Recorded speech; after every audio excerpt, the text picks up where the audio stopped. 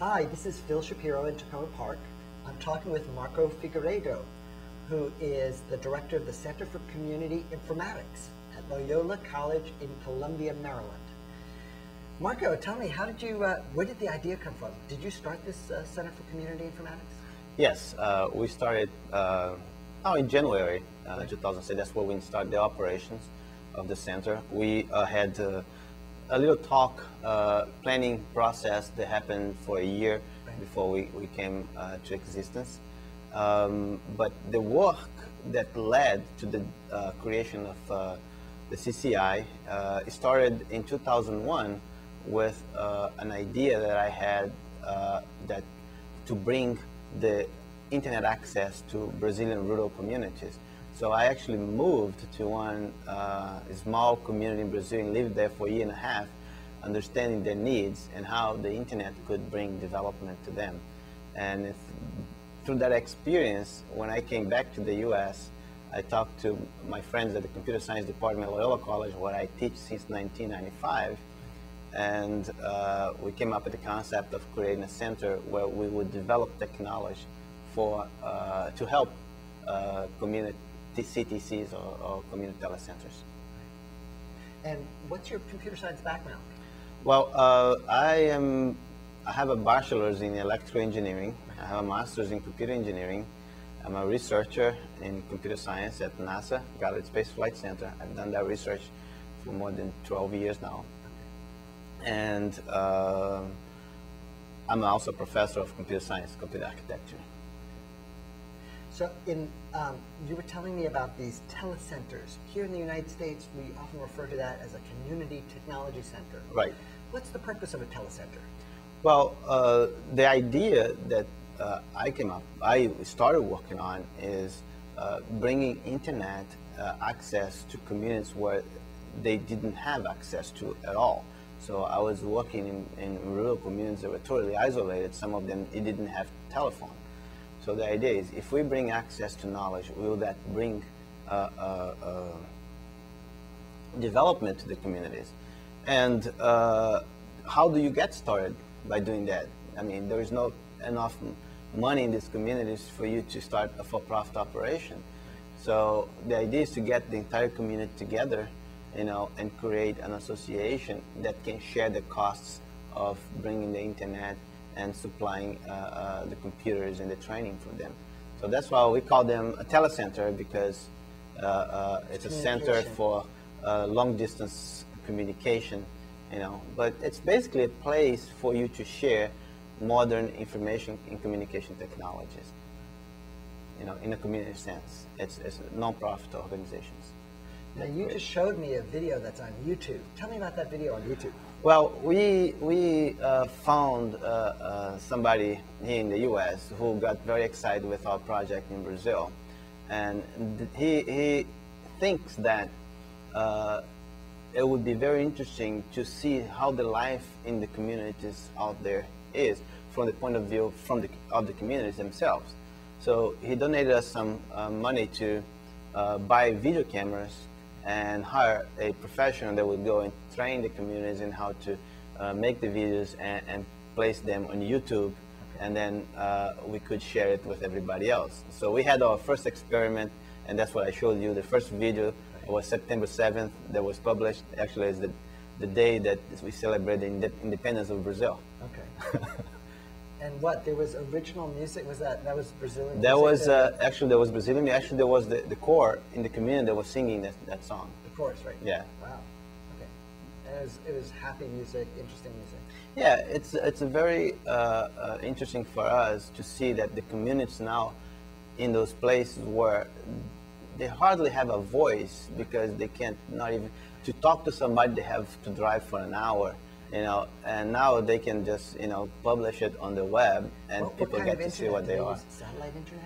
Yes, we bring satellite internet to them. We have a partnership with the Brazilian government where they supply the internet for a period of 2 years in a trial mode until the community can get itself excited about the concept and start sustaining it by themselves.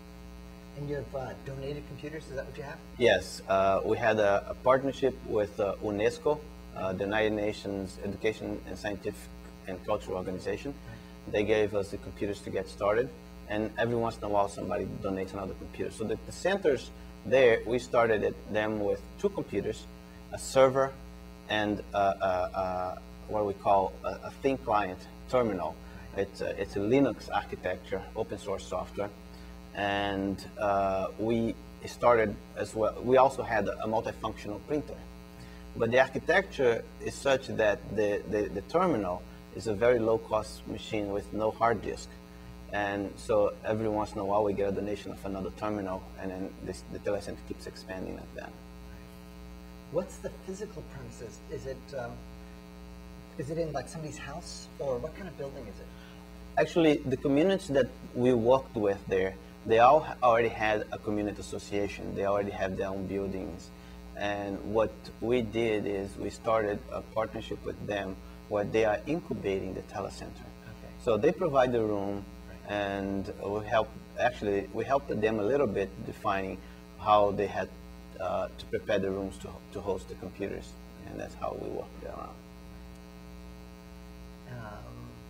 Tell me about the Center for Community Informatics. Well, this is a very exciting concept that we started now that leads to a really large number of possibilities to help the telecenter or the CTC movement. And the idea is to involve Loyola College students, the faculty, and the staff in supporting the development, the creation, development, and deployment of the technologies for community telecenters. And that idea came from the fact that myself being involved in a rural community and understanding that there are not that many commercial tools to support telecenter activities, and because there's no market demand for them that justifies companies developing. So we figured that this is something that academics could get involved on and develop some of these tools. So we're talking about, for example, developing a tool set for telecenter management. So we find that it would be very interesting if you could have a software that would manage the information from the users that come into your center and display that information on the web in a way that your donors would see the benefit of the funding that they're providing you on a daily basis, so that the statistics could be displayed online automatically. And we're also looking at different survey tools, online survey tools to help the communities understand more about themselves. So we're engaging other departments in Loyola College. The CCI was started at the computer science department, but we already have a partnership with the school, the business school, and we're developing a partnership with the communications department, and we want to involve different students and professors in developing projects that would benefit the telecenters. And one example, when I talk about the surveys, I have one of my students, because I teach a graduate course in community informatics. So one of my students developed a tool that uses an already open source online survey tool, and he integrated that with Google Maps. So now you can go and develop a survey of the community online, okay, and then automatically map that into Google Maps. So you can go into Google Maps and click on the push buttons and find out what is the data that you acquired in that specific area. But we're missing actually the composition of the surveys, right? So that's something that some student from the Department of Marketing, or business student could come in, or a sociology student could come in and help define those surveys. So we have a lot of work to do in terms of integrating the Loyola community towards this project, but we just started doing that. And we already can see some results, actually, because we created a website called, the address of the website is cci.cs.loyola.edu. And in this website is a collaborative environment where people can submit news. We have discussion forums, and we have all the software that's been developed by the students so far is available for free download on this website. But they're just beginning, they're just proof of concept. We are going to create a package, well-documented package of software package, and then we're going to engage in conferences to kind of advertise and bring the community telecenters to understand the use of these tools. Now, you just attended the TCNET Conference, Community Technology Centers Network. What was that conference like, and where did it take place? Well, this conference was a great conference. I mean, I love going to the CTCNet conferences. I went first time last year in Cleveland, Ohio. Right. That's when I met you. And this year in Washington, D.C. was a great opportunity to meet people not only from the United States, but all over the world that comes to, you know, see what's going on in the CTC community. And I still am trying to follow up with the people that I met at the conference. That's almost, what, a month later. Right. And I haven't responded to all the emails yet that I received from them. I think it's a very exciting thing. I wanted to let you know as well that when I started this work as a researcher, I basically took a break from my career as a researcher at NASA, and I moved to this rural community in Brazil.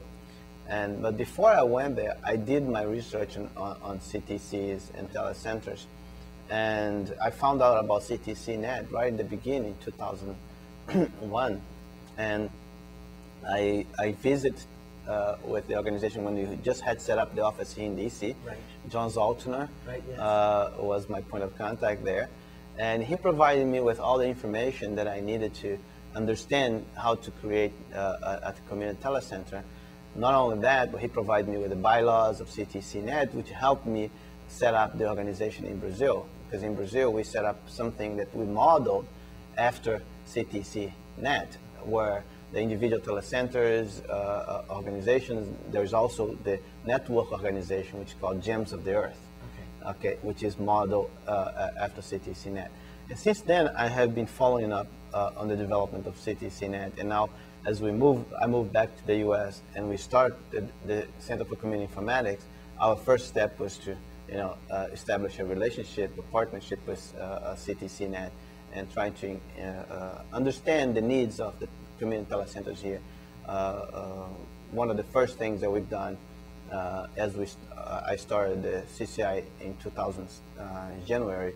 I had a graduate course, like I said, in community informatics, and John Zoltner indicated me to a telecenter in Baltimore called the Village Learning Place. So we went there and we formed a partnership with them, and our students are going there. That's where they are devising the requirements for the software that they're developing. Oh, I see. So we already working with CTCNet in that sense. So I'm not just basing on my experience in Brazil to develop these tools, and we're also based in the experience of the people here in the community telecenters here, to define the requirements for the tools that we want to develop. And by the way, every one of the tools that we develop are going to be distributed as open source, so everybody will be able to download them for free. And we're going to be engaging students from other universities and volunteers all over the world. We expect this software to be translated to different languages. And we're also going to see that once we have this package of software completed and ready for initial deployment, we're going to see some Loyola students also get involved in the deployment of the software in CTCs. So that's our hope, our dream. That's what we're working towards. Right. Now, Loyola is located in Columbia, Maryland. For people who are from other states, where's Columbia, Maryland in relation to other cities? That's an interesting. Okay. Loyola College main campus is in Baltimore. Okay. And we have two satellite campuses, one in Timonium and another one in Columbia. Columbia is kind of halfway between Washington, D.C. and Baltimore.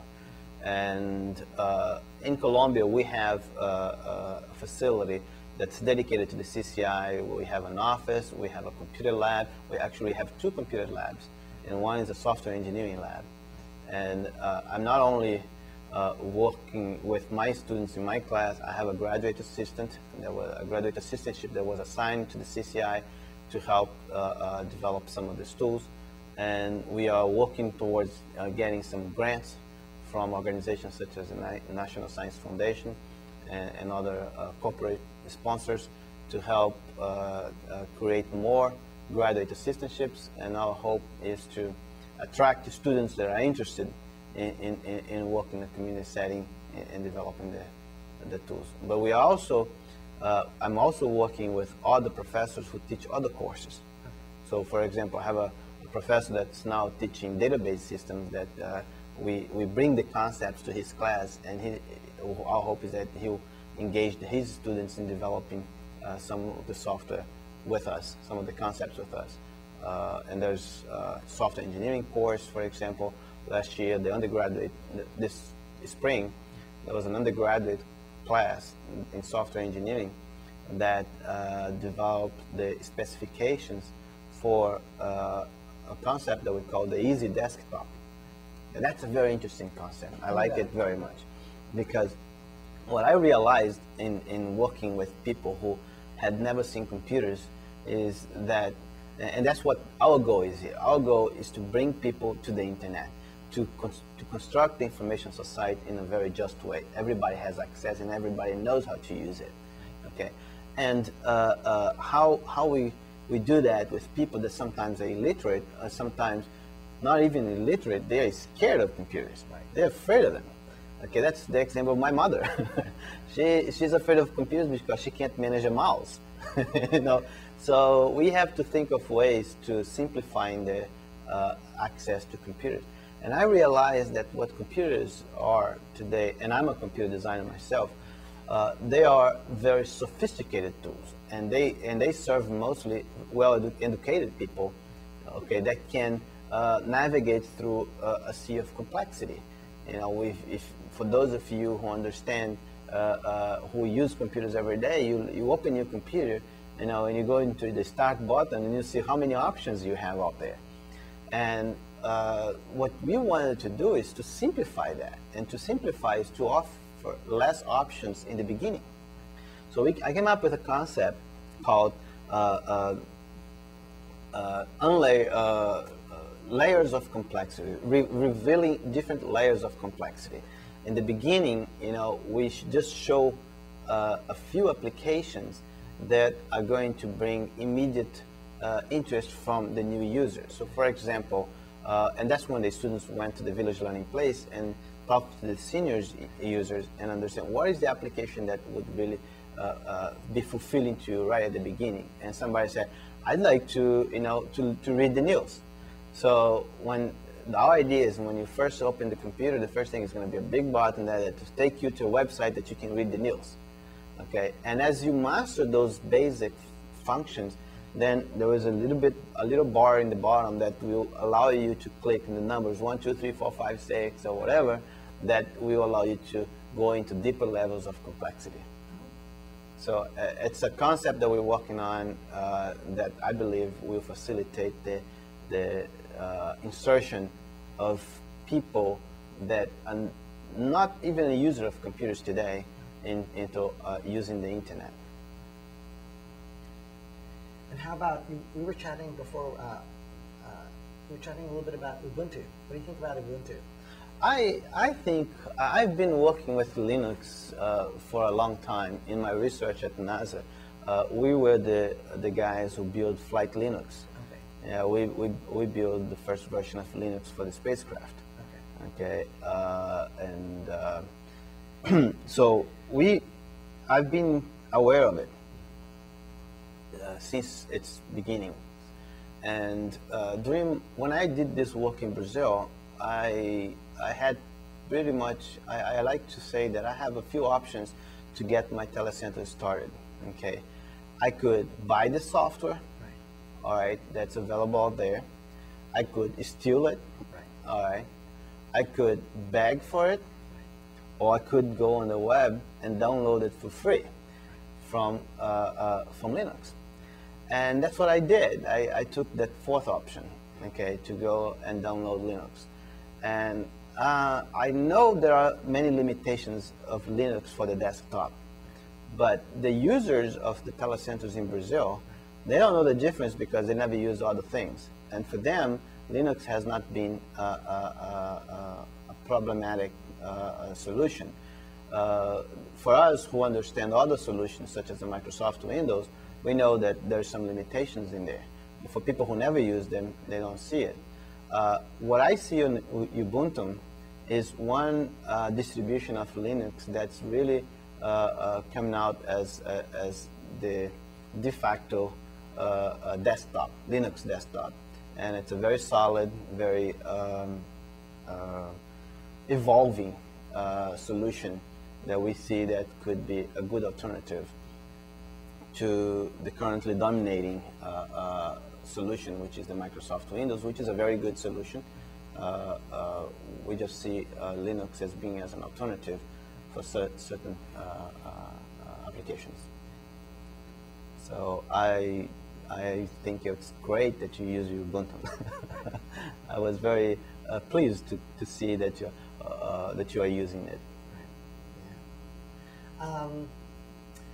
Talk a little bit about, do you have any stories? You were there for a year and a half in Brazil. You talked to the children there and the adults. What was that experience like? It was a very good experience. It's kind of.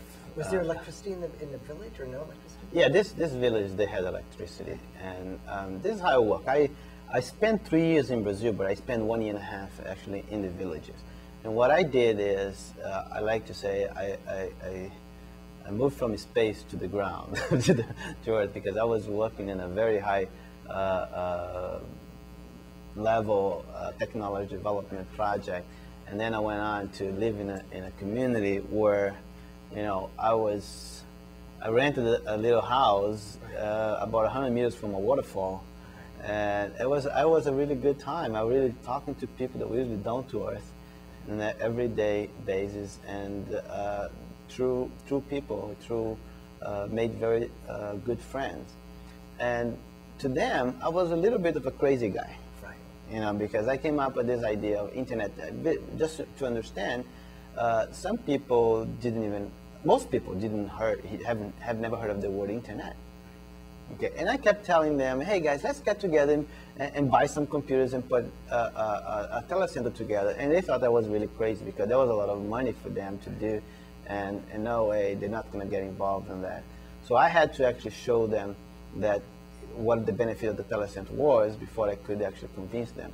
That's when I got the help from the Brazilian government to give the internet and UNESCO to give the computers. But then I convinced them to give the space and host the computers. And one great experience that I had, and when I came back here, I go to Brazil like once a year to meet with these communities. In my last trip, that was now in January, I put together everybody. In every one of these 5 communities, I got together with everybody, and we were talking to everybody. Everybody had an opportunity. So some of them, there were like 20, 30 people. Another community was about 40 people, and we put everybody in a circle, and everybody had a chance to talk and say what was their experience. And we videotaped every one of these meetings. And in one of the communities, that's the one that I lived at, there was a guy that was a very good friend of mine, and he's the one who used to take me all around the community. Right. Okay, and he comes to me his time to talk, and he said, Marco, let me tell you something. When you first came here, I thought you were a crazy guy talking about the internet, and you're telling us that internet is a tool for development and everything. Now, eventually you brought the telecenters, and we started using it, and yes, you convinced us that the internet is a tool for development. We can see that happening already. However, I can tell you one thing. I think it's even more than that. I think the internet is like the air we breathe. We can't live without it anymore. We are so addicted to it, and it's so good for us. So I think this is a great accomplishment that I see on the project, and it's things like this that keeps the passion going. Right. You know, people that telling you yes, it makes it. And when I see the video of the meeting that they promoted now, everything that was done over there, I just helped them over the internet. And that's the greatest thing. I can be here in the US and using a messenger, instant messenger, and I'm talking to these people that I used to live, close by. And for them, it's a great thing. Sometimes, hey, I'm talking to somebody in the United States, and it's great. It's a great revolution. So, and I made very good friends there, and people that I trust completely, and they trust us as well. And we hope to have some exchange later on. We already have a student from Drexel University down in the project, and they are. And this is an interesting thing when I say down in the project, because we think of Brazil as down in the equator, right? So, but there are some people in Brazil who think that the representation of the globe is upside down. They actually are in the top, and the north is in the is upside down, right? So, one of the a student of communications from Drexel University is a volunteer in the project there. And he is video blogging from there in English, which is a very exciting thing for us right now. So we get to see how the life in those communities are. Did he know Portuguese when he went down there? He's actually learning it. He came to me because he said he's preparing to go to graduate school. And he said, I need to learn other languages. Would you let me go to your project so I could learn Portuguese? And I said, no problem, just go. And I've arranged for people to receive him over there and everything. And I told him, all I want you to do is video blog from there. And he said, I can do that. And he arrived on the 31st of August in there. And he went to this big meeting of the telecenters that happened in one of the communities. And it was like on the 2nd of September. And they put him to speak, and he was speaking in Portuguese already in his 3rd day. So I think he's really happy and thinking that he's accomplishing his goals. Right. We're hoping that when he comes back here, he'll, be talking to other students, and eventually, our goal is to allow some of the volunteers in the telecenters there to come over here and visit with people at the CTCs in the U.S. and start an exchange program, so that we will be able to exchange culture and knowledge, not only over the internet, but also personally. Because one thing that we've learned in Brazil is that they have a culture of personal relationships, and it's really hard for them to transfer that to the internet. Okay, that's why we see the project developing very slowly. So it's all of this experience that I'm bringing to the CCI. It's not just an academic project that's studying community informatics. It's not just a research project. It's more, we have a foot on the ground. We have a foot on the ground, basically. We have both feet on the ground. Our heads out there, thinking creatively, but we have our feet on the ground. And your work at NASA, what were you doing with the Goblin Space Center? Well, I came to the U.S. in 1989, okay, and I got my master's in computer engineering at Loyola College. Once I graduated, I was invited to work for NASA in a research project to develop a spacecraft supercomputer. That was my area of what I did my master's on. So I started working in that capacity as a researcher, and I developed my career in an area of high-performance computing and designing computers for spacecraft. And actually, my area of research is called reconfigurable computing. Very few people know of this, and that's one of the things, a lot of the work that I did at NASA is not going to be in the mainstream 10, 20 years from now. I became an expert in the field, and I realized that there are few people in the world that understand what I do in the area, but I wanted to give back something more than just contribute to technology development. I want to see technology being applied for poverty eradication. I think this is something that I realized is working with NASA.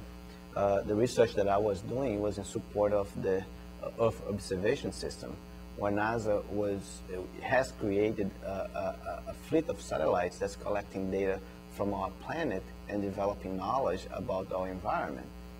And the first spacecraft that we launched in 1999 was actually named Terra. Okay, it collected in 6 months alone, it collected more data about our planet than NASA had collected in its entire history. So with all that data, there was a lot of information and knowledge that would be very valuable for people in the communities. And I figured that the limitation was the dissemination of this data. Not only the dissemination, but also how can we collect global data, but how can we merge that data with local data from local communities? And that's when I figured, I could make a contribution by helping the telecenter CTC's movement.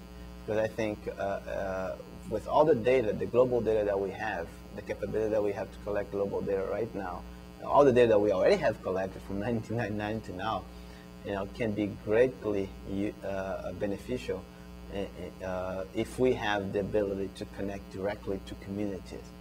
And I can see, this is the way I see the CTCs. Many people think of them as a merely community project in areas where people can't have access to computers.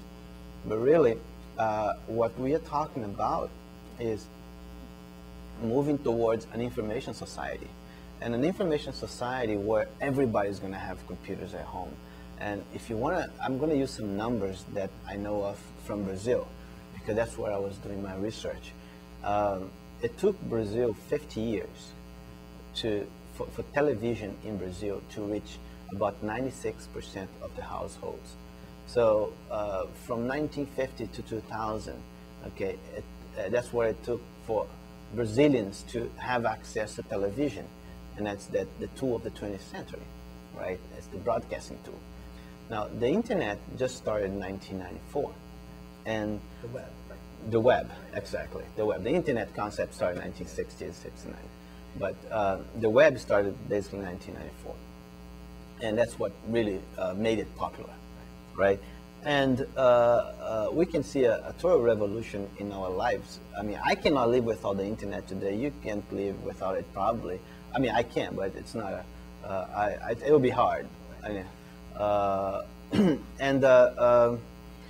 what we can see in the future, if you go back 1950s and you think people just launching the television, and say how the world is going to be when everybody has access to television at home, okay? And we know today when everybody hears pretty much the same news. It's the broadcast mode, and we can see a time when everybody is going to have internet access at home. How do you get there?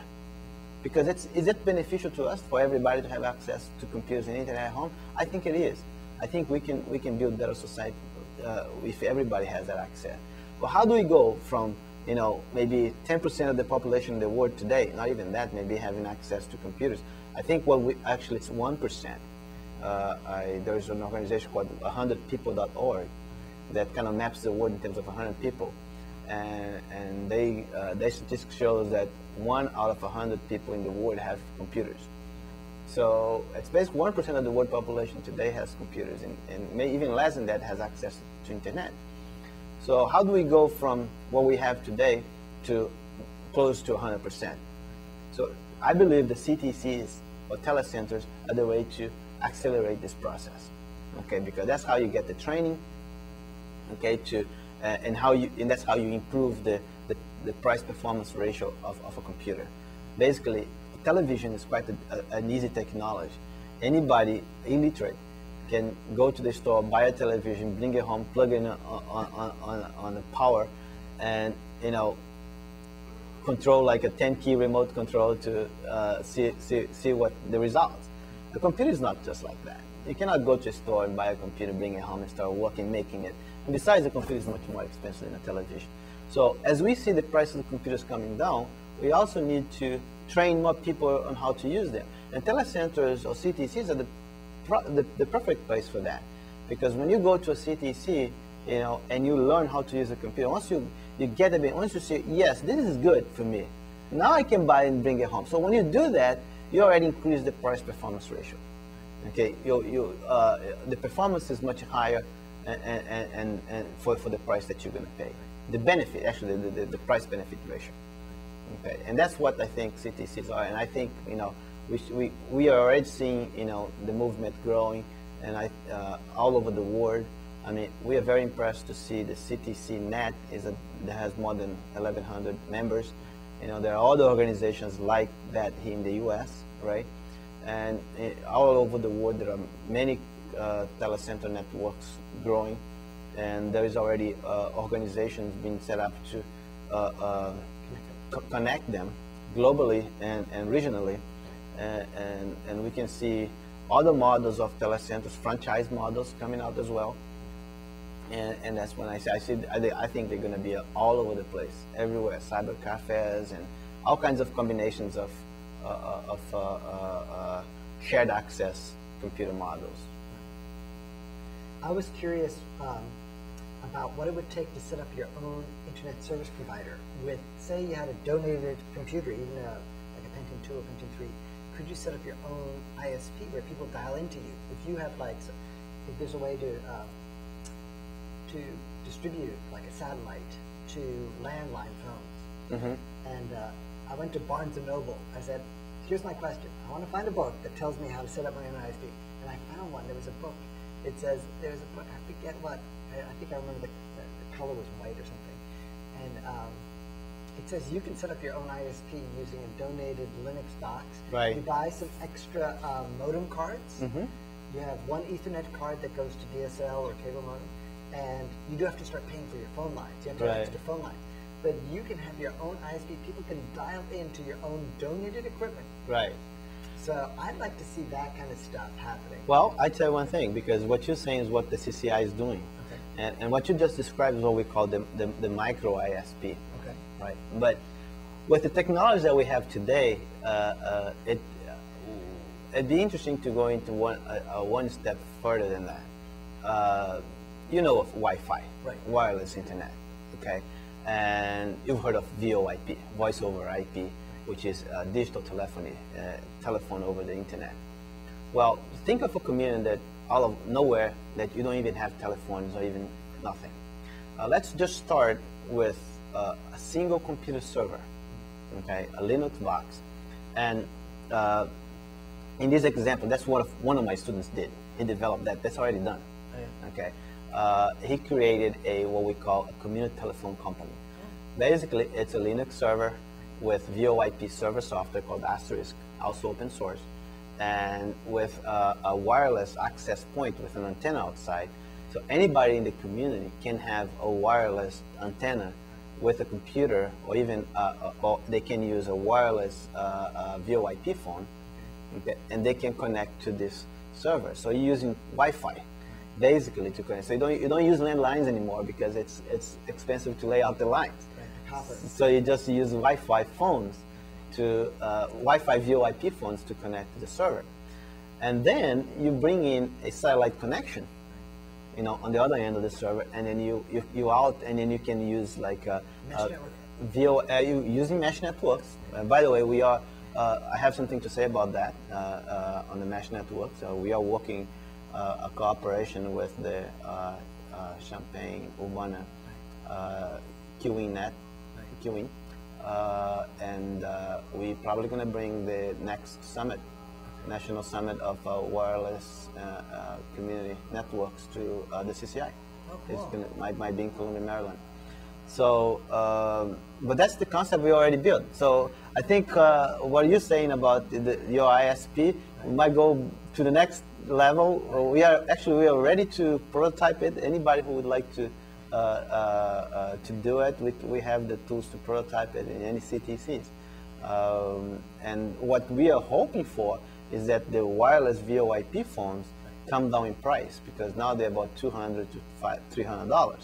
So when we're hoping that they're going to come down in price for less than $100, it's going to make it even more feasible to do such a thing. So that's what the CCI is about. They're actually taking ideas like yours and bringing our graduate students to develop them. Right. You know, and there are other exciting programs that we are developing as well.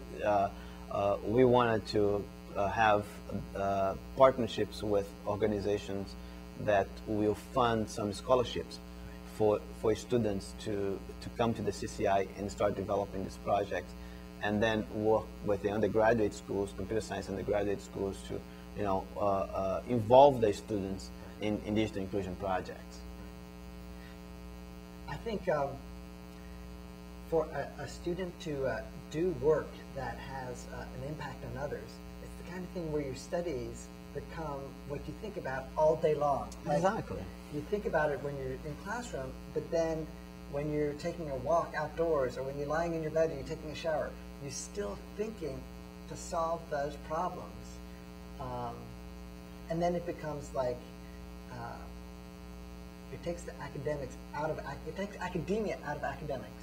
Yeah, it makes it fun. It's fun, relevant, yes, meaningful.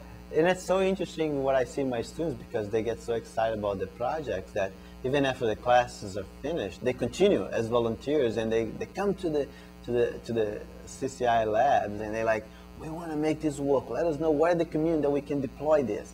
We're ready to do it, and we want to get more people involved and that kind of thing. So I'm going to teach the class again next spring. I'm hoping to get another group of students, but we wanted to work with. Are you folks open? Is the lab open on weekends? Do students come in? Yes, we can. I'll manage to bring students, and the Loyola students have access to the lab, because the labs are open 24 hours for students who have just access cards. And if you have a student involved in the project, he can bring in some people to What's the go in. physical space look like? Is it 1 or 2 rooms? We physically have an office right now, and a room, pretty large room. We have very, very nice rooms. I can say that. I mean, it's very, very beautiful. What's your bandwidth out there? What's it? What's your bandwidth? Oh, Loyola is a T1 line, I believe, or even more than that, because it's a whole campus. Loyola College supply internet service for not just the college itself, but for Notre Dame College and other Catholic schools in Baltimore. So they have a.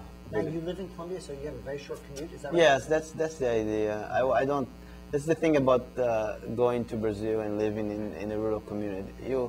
You start making choices that are more about quality of life than anything else. Making a long commute is not the thing that I want to do. So I live right there.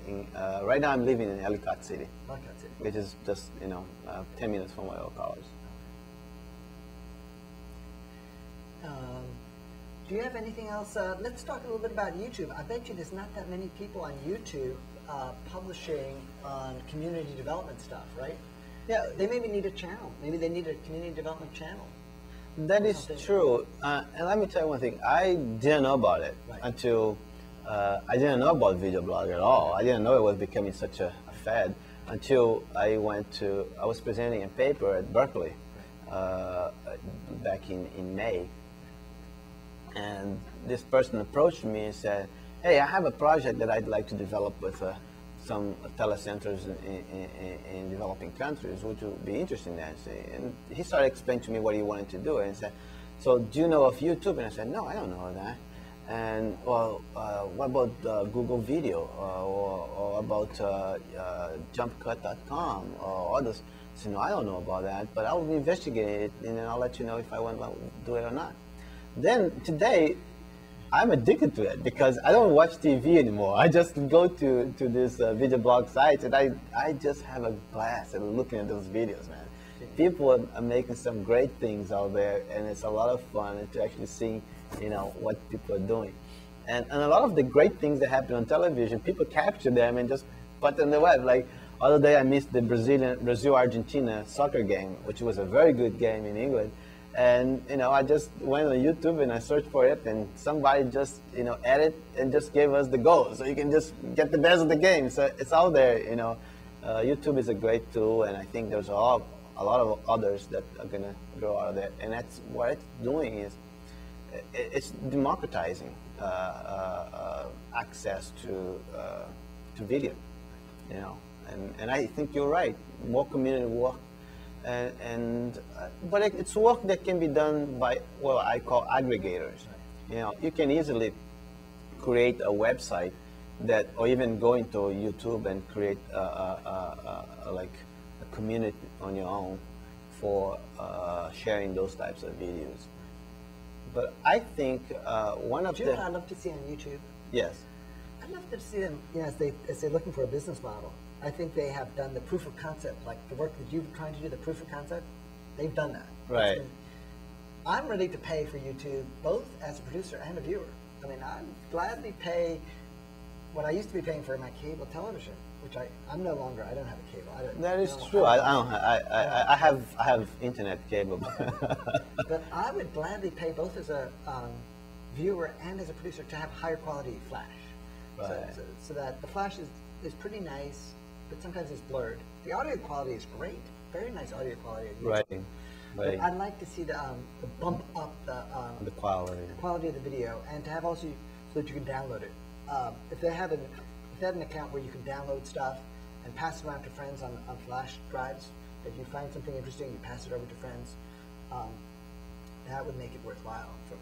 Yeah, that's another topic that we address in the CCI actually my Community Informatics class, which is community media.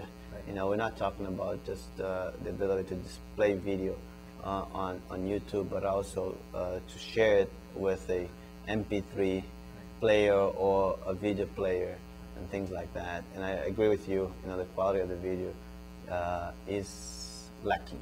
Right. You know, in that capacity. It's also a function of the processing power. Meaning that the higher the processing power, the better looking the video is, the better the compression codecs that you use. Right. Yeah, and this is the other thing. If you're thinking of access, right. Okay, maybe you have a good computer that can play high quality video, but there are people out there who don't. Right. And if you display it in such a high quality that you disable many people to use, then you're not really playing digital inclusion here.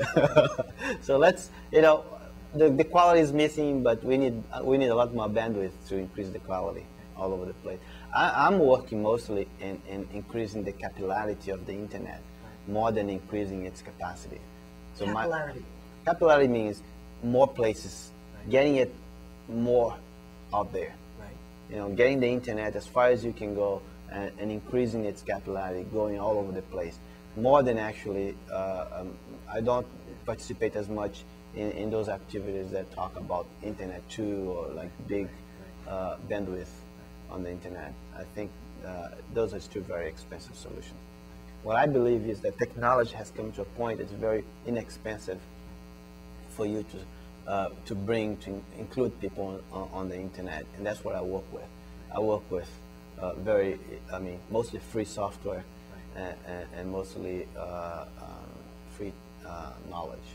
Are they using OpenOffice down there in Brazil? Yes. Yeah. That's what they use in the. I love the drawing program, OpenOffice Draw. I love it. Is that right? I love it. Well, I'm very impressed with it. I think it's very quality. And one of the things I use it a lot for is, sometimes you want to publish in PDF format, and the OpenOffice tools is just a click of a button. It turns your document to PDF, and it's all like. It's all there. Right. You know, I like it. I like it. Do you know what I like to do with OpenOffice drawing program? They got speech bubbles. So you can go out on the internet and find animals and then tell people, what is this animal saying? You make a speech bubble, and you let them make a speech bubble. You say, okay, I found the animal, but what's this animal saying? And then that becomes a graphics activity. You learn some graphic skills. And it's also like it's a literary, playful thing, and that's impressive. All the free software. Yeah, you're very creative on the work that you do, and I'm very impressed with the cartoon you made. Right? The one you showed me. Right, Sammy's autograph book. Well, do you know the credit for that goes towards this artist who I hired? Yeah, she did great work. It was very good, and actually you gotta. I promised that I was going to translate it to Portuguese for you. Oh, that's you know? great. Yeah, I got to do it. You got to do it. Right. Yeah. Hey, I wanted to use this opportunity here today to give you a little gift. Oh, thank you. It's a representation. It's a little hat that we created for the Brazilian Gems of the Earth project. Okay. You know, so a member of the organization. Gemas da Terra. Yeah, and this is a very interesting thing, how you this concept came. when I came up with the idea of creating a community telecenter Right. in this project in Brazil, we had to come up with a name for the project. Right. Right. And we had a group of people there in the community and discussing, oh, which name should we give to this project? And I said, well, it must be a name that encompasses two dimensions. One, the community dimension and the uniqueness of every community. Okay, there's no community that's exactly like the other. Okay, and the other dimension is the network dimension, the thing that brings all the communities together. Okay, because that's what a network of telecenters is. Like that's what CTC is. TCNET is for CTCs. You know, it's what all of them bring in common. And the other element that we want to bring to the name was the fact that we wanted some representation of the region where the project was developing. And this is a region where they are known for the precious stones. Then a lot of precious stones comes up there. Like the name of the biggest city in the area is called Diamantina, which is diamond. Okay, the city of diamonds. So, okay, so somebody said, well, what about precious stones or something like, because there's a thing in precious stones, is a stone, something like basically stone. And another guy said, well, but how are we going to connect them all? They say, well, I mean, the precious stones come from the earth. So earth is the connection between all the precious stones. He said, that's good. But then I got another guy say, well, the precious stones of the earth is too big. Some guy said, well, I mean, they call precious stone gems. Gems. So that's how the name came out, gems of the earth. So the gems, each community is a gem, and each gem is different from another. Each one has its own beauty, and earth is what connects them all. So that's how the name came about. Very good name. Very good name. What I like is the way it came from the people. I wasn't the one who created this name. It was like a discussion among a bunch of people. It's a Gems of the Earth it's not a project imposed. It was like I came from outside with the knowledge and the concept, but the communities are building this, and it's taking time. Some people say, oh, you only have 5 telecenters in 5 years, because it's the people need to do it. They need to understand the benefit of this tool, and they have to build it themselves. Appropriate the concept. So you are now a member of Gems of the Earth. Thank you, Marco. What a great, Thank you very much. What a great chance to talk to you today. It was great. It was great. Come out and visit. Yes, you're going to come to Loyola College, and it would be a pleasure to receive you there and show you around. Maybe you can come and videotape, and make a little record of your visit. I gotta listen to the stories of some of your students. Those students, Yes, we need to document those stories. Yes, there's very, very interesting. Do you know what I would use? I'd probably use some free software for Windows. I like this software called PowerBullet. It's like PowerPoint, but it's free, and it creates flash files. Right. And the files are so small sometimes that dial-up people can see it. But Really? It's multimedia. It's called PowerBullet, powerbullet.com from Australia. I will take a look at it. Totally Yeah. excellent software. And so you can record, you could record to a videotape and extract the audio to put it into a PowerBullet. Because people are more comfortable talking on camera than they are talking to a tape recorder. There'll be more of themselves on camera, but then you can extract the audio out of that, compress it to an MP3,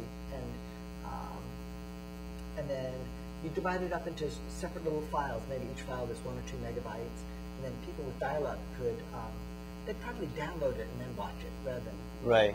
It's probably, but the download time is still accessible, and it's free software. Phil, I'd like you to come and speak to my class next spring. Sure, I'd love to. If you don't mind, I'd like you to be talking about community media. Sure. I think you are a great expert in this area, and the students still will love learning. to hear from you. I'm still learning. And we can set up a small lab or video lab, that way you can show your knowledge. It'd be fun. All right. It's not that far a drive. No, it's pretty close here. I mean, it took me about 30 minutes to get here. Thank you, Marco. Thanks a lot. Thank you very much, Phil. It was a pleasure. Anytime, just, I'm glad to come. We'll do this again sometime. Yeah, let's do it. Maybe next time over the internet. All right, that'll be great. Thank you, everybody.